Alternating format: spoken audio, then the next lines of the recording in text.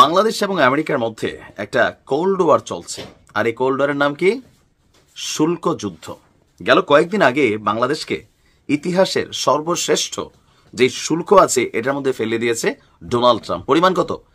37%। শুধু এখানেই শেষ না, এটার সাথে কিন্তু আরো জোড়া হয়। সব মিলিয়ে এই চাপটা নিয়ার অ্যাবাউট 48 to 50%। ভাবা যায় বাংলাদেশের গার্মেন্টস শিল্প 1 বছর লাগবে ধ্বংস হইতে। আজকে অলরেডি বেশ কিছু চালানের আদেশ স্থগিত করে দিয়েছে। কেন? মার্কিন ব্যবসায়ীরা এখন বাংলাদেশ থেকে মাল নিয়ে পুষবে না। যাই হোক, এই যখন অবস্থা, ডক্টর ইউনূস কথা দিয়েছিল I will handle it with president Trump, and right now তিনি এই কাজটা করছেন। তবে এটার প্রতিক্রিয়া কি হবে জানি না। আমার ছেলে যেমন বলছে মনে হয় পারবে না, কারণ ট্রাম্প একরোখা অবস্থায় আছে। মার্কিন শুল্ককে পুনর্বিবেচনা আছে। যুক্তরাষ্ট্রের প্রেসিডেন্ট ট্রাম্পকে চিঠি দিয়েছেন ডক্টর মোহাম্মদ ইউনূস। চিঠিতে কি লিখেছেন তিনি? 3 মাসের জন্য 37% শুল্ক প্রস্তাব স্থগিত রাখার আহ্বান। আমি ভাবছি এটা যেন ভবিষ্যতে না বাড়ায়, 15তেই রাখে, ওইটা নিয়ে হয়তো তিনি কথা বলবেন। বাট তিনি 3 মাসের জন্য আপাতত এই 37% শুল্কর যে রুলস সেইটাতে না ফেলে অতীতে যেটা চালু ছিল মানে শতকরা 15%, ওইটাতে যেন আপাতত বাংলাদেশকে রাখা হয়। আর আজকে তথ্য দিয়েছে প্রধান উপদেষ্টার প্রেস উইং। তারা বলছে যে চিঠিতে বাংলাদেশ কি কি করতে চায় তার প্রতিশ্রুতিও রয়েছে। যুক্তরাষ্ট্র যে অতিরিক্ত শুল্ক আরোপ করছে সেটা প্রত্যাহারের অনুরোধ জানিয়ে প্রেসিডেন্টকে ট্রাম্পকে যে চিঠি দিয়েছেন, এই চিঠির আমরা 24 ঘন্টার মধ্যে চিঠি পাঠিয়েছে। মার্কিন বাণিজ্য দপ্তরে আরেকটি চিঠি পাঠানোর প্রক্রিয়া চলছে। তবে এর বাহিরে এর ভিতরে কি আছে এটা কিন্তু আমরা জানি না, যে চিঠির ভিতরে আর তিনি কি লিখছেন।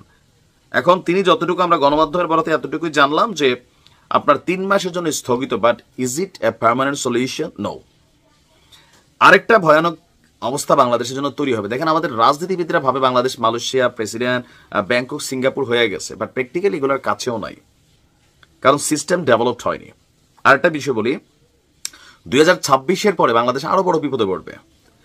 ইউরোপীয় ইউনিয়ন, বাংলাদেশ দরিদ্র দেশ, গরিব, আমরা ভুকা নাঙ্গা জাতি, তা আমাদের জন্য কিন্তু একটা ব্যবসা বাণিজ্যের ক্ষেত্রে একটা কি বলা যায়, একটা সুবিধা দিয়ে রাখছিল, জিএসটি। হ্যাঁ, এটা নিয়ে আমি একটা আলাদা ভিডিও হয়তো করতে হবে। তবে সেইটাও কিন্তু বাংলাদেশের বন্ধ হয়ে যাবে। কেন? নিম্ন মধ্যবিত্ত দেশ থেকে আমরা মনে উচ্চ মধ্যবিত্ত দেশে প্রবেশ করছি, না জানি কি। তো এইটাতে প্রবেশ যেই দেশগুলা করে ফেলবে তাদের বেলায় ওই দেশগুলা এই সহমর্মিতা অথবা নমনীয়তা তারা দেখাবে না, সেখানে আপনাকে ট্যাক্স বেশি দিতে হবে। একদিকে আমেরিকার 37, ইউরোপীয় ইউনিয়নের বাজার এই ভারতের সাথে 13% ডিফারেন্ট যখন এই শুল্কে হচ্ছে, আপনি ধরে রাখেন বাংলাদেশের গার্মেন্টস শিল্প সর্বোচ্চ 1 বছরের মধ্যে আমরা রাস্তায় নামতে যাচ্ছি। সো ডক্টর মোহাম্মদ ইউনূস যদি এই সিস্টেমটাকে ইমপ্লিমেন্ট করতে না পারে আমেরিকার সাথে সম্পর্ক দিয়া, তাহলে আগামীতে কোনো রাষ্ট্রপ্রধান আমেরিকার মধ্যে এই প্রভাব বিস্তার করতে পারবে না যতটা ডক্টর মোহাম্মদ ইউনূসের হয়তো ক্যাপাবিলিটি আছে। আবার এমন হতে পারে গণতান্ত্রিক সরকার আসলে, রাজনৈতিক সরকার আসলে আবার ট্রাম্পের অবস্থান পরিবর্তন হইতে পারে, but it's depend on the situation.